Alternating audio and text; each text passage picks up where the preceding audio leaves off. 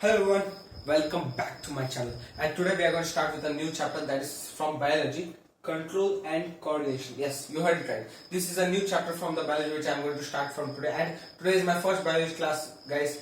So this chapter is very interesting, so I felt I should do a video on this, as this gives a clear clarification about how our body stimulates or controls and coordinates to each and every actions, about violent reactions or inviolent reactions. You're going to get a lot of new information in this chapter, so it's going to be very interesting. Listen carefully, okay? It's very interesting. As most of students find it difficult in 10th, but if you concentrate in this chapter, it's going to be very interesting, okay? Just listen. Now, you are knowing this is a brain, okay? It has several parts in it, but the elongated part at the bottom, okay? This is known as spinal cord, okay? It's the elongated part of medulla oblongata. This part is known medulla oblongata of the brain, okay? Now, when this elongates downwards, this elongated part is known as spinal cord, okay? This brain and spinal cord together, they make up central nervous system, okay? The entire nervous system in our body is classified into two divisions, that is central nervous system and peripheral nervous system, okay? Now this brain and spinal cord, these both come under central nervous system, and the other nerves like cranial nerves and spinal nerves, they come under peripheral nervous system. Now what are these cranial nerves and what are the spinal nerves? You might be having a question, right? Now the nerves that arise from the brain, that is from the brain to our eyes, nose, mouth, cheek, skin and ears, these are all the nerves which come from our brain to all our facial organs, okay? Those nerves are called as cranial nerves because they arise from the brain, okay? And the spine, they are in 12 pairs, okay? Cranial nerves are in 12 pairs. Better to note, it's very important. Then the other nerves, they are spinal nerves, they are in 31 pairs. They arise from the spinal cord and spread across our body, below neck region, across our body. They receive stimulus from our body, means all the impulse, all the responses from the receptors. They are called spinal nerves, okay? So it's completely this system of central nervous system and peripheral nervous system. They together make up nervous system, okay? Now let's understand the meaning of coordination. Okay, so what is the meaning of coordination is that working together of various agents in a body, okay? Now in a body where several organs will be there, so working together of them. Now you might think, well, how can they work together? If you stop the breath, then the carbon dioxide level in your heart may increase, and when you breathe faster, the heartbeat rate also increases. So they are interrelated, right? Breathing and heartbeat, okay? So this is what is called as working together. So working together various organs or agents in the body in order to accomplish some, what to say, response to some stimulus, okay? It's called as coordination, okay? Now here I'll give some points about it. Central nervous system,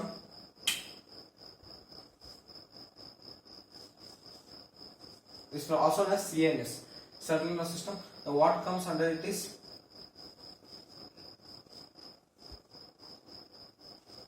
brain and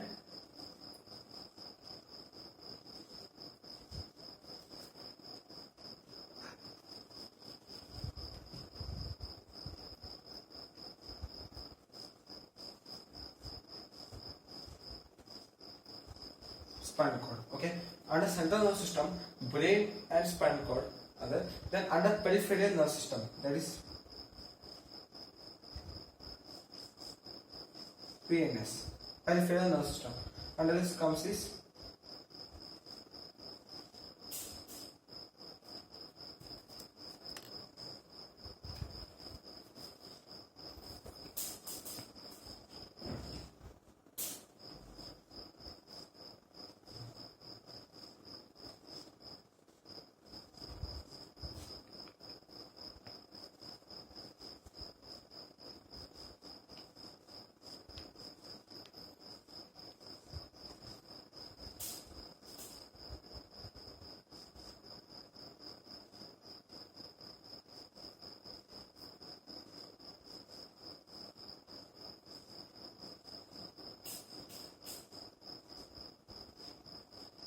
right? So cranial nerves, they are in 12 pairs, okay? I hope you can see this 12 pairs, and this spinal nerves are in 31 pairs. Okay, now I want to tell you about visceral nerves. Okay, now this visceral nerves are what, inside the organs. They are present. They are not directly connected to the spinal cord, but they work as a, like, in alimentary canals or in the heart. Inside they work like contract, relax. Okay, so these visceral nerves work in such a stimulus. Okay, they, like, heartbeat rate increase, decrease. It is undertaken by the visceral nerves. So this is all about our central nervous system and peripheral nervous system. Now let's think about how the impulse is conducted in our body.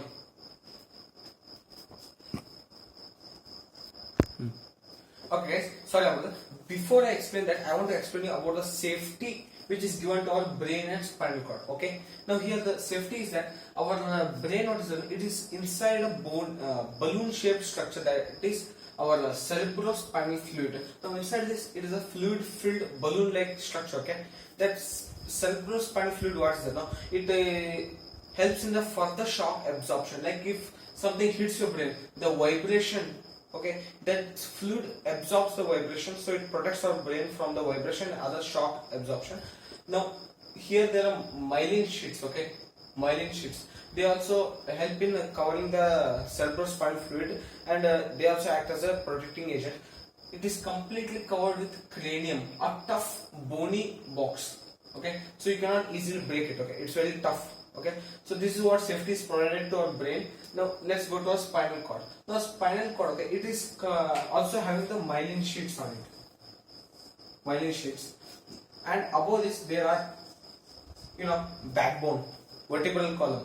Okay, it is also very tough bony cover provided to our spinal cord. So these are the protection given to our central nervous system. Okay, now let's speak about the parts of the brain. Okay, now entire brain is divided into three parts, that is forebrain, midbrain, hindbrain. Okay, I start with it.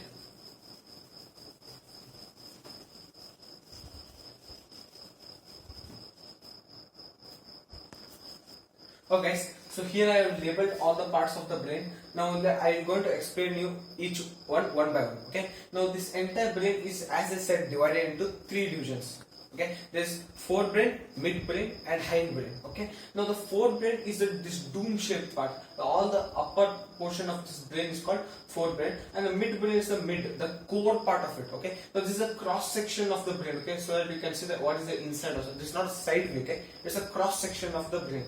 I hope you can understand the entire brain. If you slice it in the middle, if you open it, then inner portion. Okay, what you can see. This is the core part. Okay. This is a cross section of the brain. Now this is midbrain. Okay. Now, and the bottom portion, what you can see here, this is called as hindbrain. Okay. Forebrain, midbrain, hindbrain. This forebrain, midbrain, and hindbrain, the bottom portion. Okay. Now we start with the forebrain, the top portion. Now the main work of this forebrain is the storing of information and sending the responses. Okay, this is like a thought processing part of the brain. Okay, all the thoughts that arise in the forebrain, all the storing of information arise in the forebrain. So all the intellectual part is controlled by this forebrain part. Okay, and the cerebellum is the main portion of this forebrain. It covers almost 80% of this forebrain. Okay, now let's move on to the midbrain. Now under this midbrain there are two parts. Okay, that's hypothalamus and pituitary gland. Okay, this hypothalamus controls the secretions of the pituitary gland. Okay, hypothalamus controls pituitary gland. Okay, now this pituitary gland, what it does is it secretes growth hormones for the development of our body. Okay, okay, I hope you understand. Like our growth of our body is controlled by pituitary gland. How long it secretes the hormones, our body keeps on growing, and after some extent our growth has to be stopped, right? So that is controlled by this hypothalamus. This hypothalamus controls the secretion of this pituitary gland, as pituitary glands control the secretions of the hormones by other endocrine glands in our body. Like there's several endocrine glands in our body, right? Like pancreas, you can say, or the walls of the small intestine, or several other endocrine glands, adrenal gland, thyroid gland. Okay, so these glands all are controlled by pituitary gland, so it is secretes growth hormones for the development of our body. Now let's move on to hindbrain, the bottom portion of the brain. Now under this hindbrain there are three parts, that's pons, medulla and cerebellum. Now under pons it controls the respiration, all the responses related to respiration like cough, sneeze, breathing.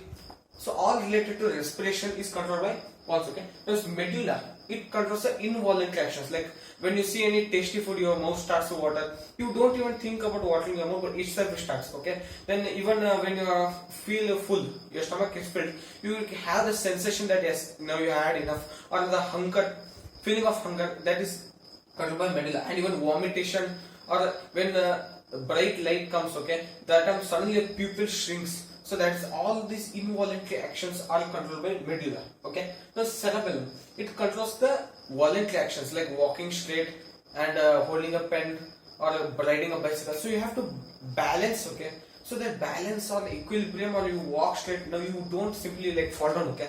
You can walk straightly. You can walk straightly, you can ride a bicycle, so you can balance your body straight. You can stand on 2 feet because you can balance your body, and this is due to cerebellum. It helps you to balance your body in a straight path or how you want. Okay, so this is the main controlling of the voluntary actions, and this is related to involuntary action. Now involuntary action, I'll give some more examples like heartbeat. You cannot control it, right? So that's an involuntary action. Or the secretion of juices inside your stomach, like by liver or pancreas. So this all is controlled by medulla oblongata.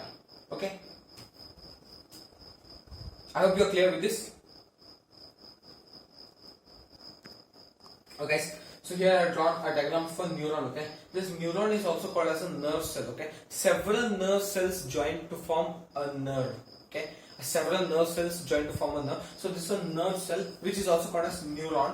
Now in this I'm going to tell you is how impulse is conducted from different neurons. Okay, now the impulse is acquired or got at the tip of the dendrite. Okay, at the tip of the dendrite, when it is got, okay, as it is got, it gets converted to electrical impulse. Okay, then before that in what form it was, I'll tell you.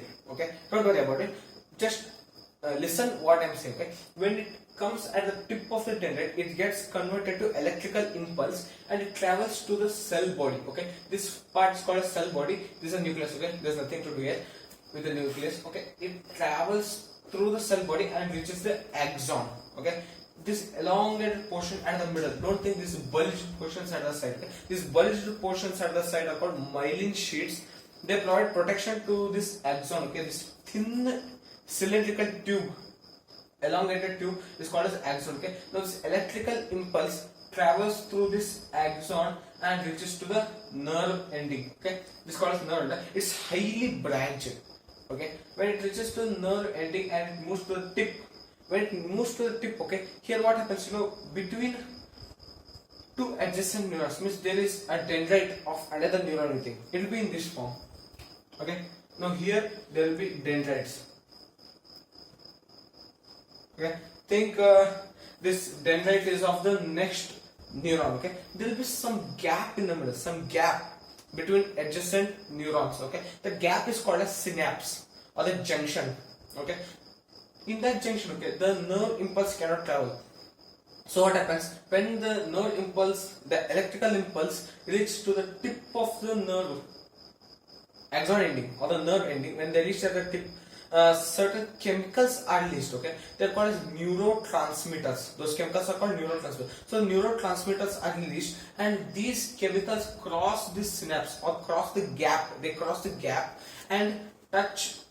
They reach the next dendrite, tip of the dendrite of the next neuron. They reach the dendrite tip of the next neuron, and then again those neurotransmitters are get converted to electrical impulse, and again the same cycle continues. Okay, so again it reaches to the cell body, then axon ending, then again neurotransmitters are secreted and it reaches the dendrite tip of the next neuron, and at the tip again it gets converted to electrical impulses. Okay, so in a neuron the impulse travels as an electric signal. Okay, Okay, so it's called as electrical impulse. Okay, but at the junction, at the synapse, the gap between two adjacent neurons, there the impulse travels in a form of chemical which is called as neurotransmitters. Okay, the spelling is a bit complicated, practice it properly. Okay, neurotransmitters. Okay, so this is how an impulse travels in a neuron. Okay, it can come for 3 marks or 4 marks, so please learn properly. And labeling of diagram, please watch properly. This is cell body, this circle shaped what you can see on this part, this is called cell body, and the branches of the cell body are called dendrites. The branches are called dendrite, and this is the nucleus. Okay, and this elongated cylindrical shape but structure is called as axon.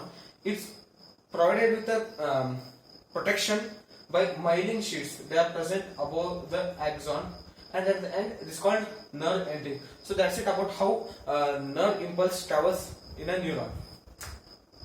So hello students, now I am going to teach you about reflex action. Okay, reflex action. Now this is one of the important concept in our chapter. Okay, reflex action. Now let me tell you the definition of the reflex action first before I explain what it is. Now reflex action definition is something like this.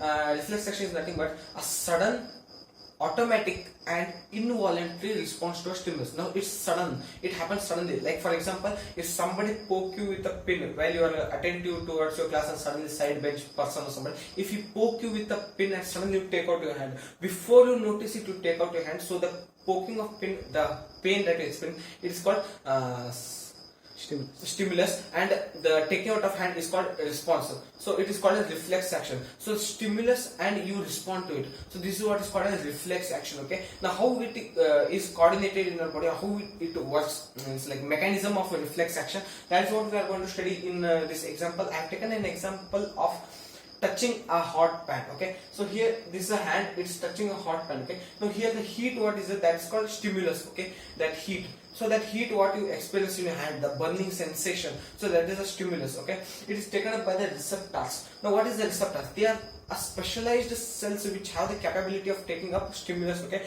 they are mainly present in sense organs like your nose, eyes, ears, tongue and skin. Okay, now as here is the skin, so the skin receptors take up the stimulus. Okay, now when the stimulus is taken out, they convert it to the impulse, and that impulse is carried by the sensory neurons. From receptors, it is carried by the sensory neurons to spinal cord. Now why first to spinal cord? Why not to the brain? You might have confusion in the body. Now in a brain, okay, sorry, you might have confusion in your mind. Okay, so why is this carried first to the spinal cord, not to the brain? Okay, because it's a very dangerous situation, touching a hot pan, so your hand might be burning, so you have to respond immediately, you cannot waste time. So if it has to be carried first to the brain, it will take a longer time. So what is done is, first it reaches to the spinal cord, there the reflex action is executed. Okay, and the data of that heat sensation what you can feel, so the data or the information is carried to the brain, so that there can be stored and analyzed, and next time you will be aware of it, that you should not touch a hot pan, it will burn your hand. Okay, but here as it's burning your hand, you have to take your hand immediately, so that response is created or the reflex action is generated in a spinal cord, and there through relay nerves it is carried to motor nerves, it is conducted to motor nerves. Okay, now what is this relay nerves? They act as a relay center, or they work as a passing of information from sensory nerves to motor nerves. Okay, so when it reaches the motor nerves carry it to the nearest muscle of that region. Okay, now why are they called motor neurons? Because they are connected to the muscles. Okay, the nerves which are connected to the muscles are called motor nerves, because they mainly work in the case of reflex actions in carrying up the reflex actions, okay, to the muscles. Okay, now when it reaches the muscles get the information to change the shape, and by that action the hand is taken out, so that becomes a reflex action. Okay, it happens in a fraction of seconds before you think about it, so it's called as reflex action. I hope you're clear with it. Once again I'll repeat it for you guys. Now here when you touch a hot pan, the heat which is generated in your hand, means the heat that you feel in your hand, the burning sensation, that's called stimulus. Okay, so the stimulus is taken up by the receptors of your skin. Now when they're taken up by the receptors of your skin, they are specialized cells, they conduct the impulse to sensory neurons. So the sensory neurons carry the impulse to the central nerve system. Okay, there the spinal cord acts as a main agent or the main director in this case. Okay, so it carries out the it executes the what's say reflex action, and that is connected to motor neurons, and it goes to the muscle, and there the reflex action is executed, but the data or the information of this action is taken to the brain, so there it is analyzed and stored, so that next time you will be aware that you should not touch a hot pan. Okay, so this is how a reflex action is conducted in your body. Okay, I hope you're clear with this.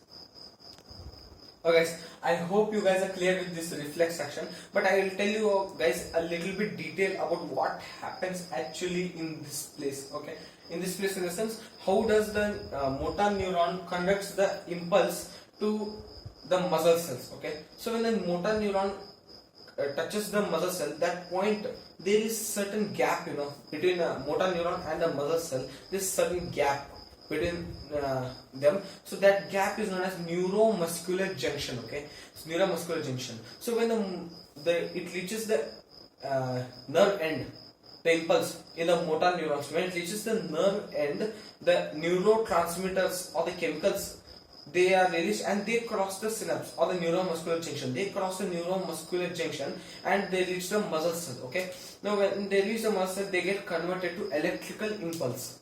Then inside of muscles there are some specialized proteins which change their shape and arrangement, which results in this reflex action. They change their shape and arrangement when they by reacting to that electrical impulse. Okay, by reacting to the electrical impulse, they respond by changing the shape and arrangement of the muscle cell. They change their arrangement, so it results in a change in the shape of the muscle cell, and totally it results in this reflex action. Okay, so I hope you guys understood what happens in the neuromuscular junction, or how the impulse is conducted between motor neuron and muscles. Okay, now let's move on to the next concept.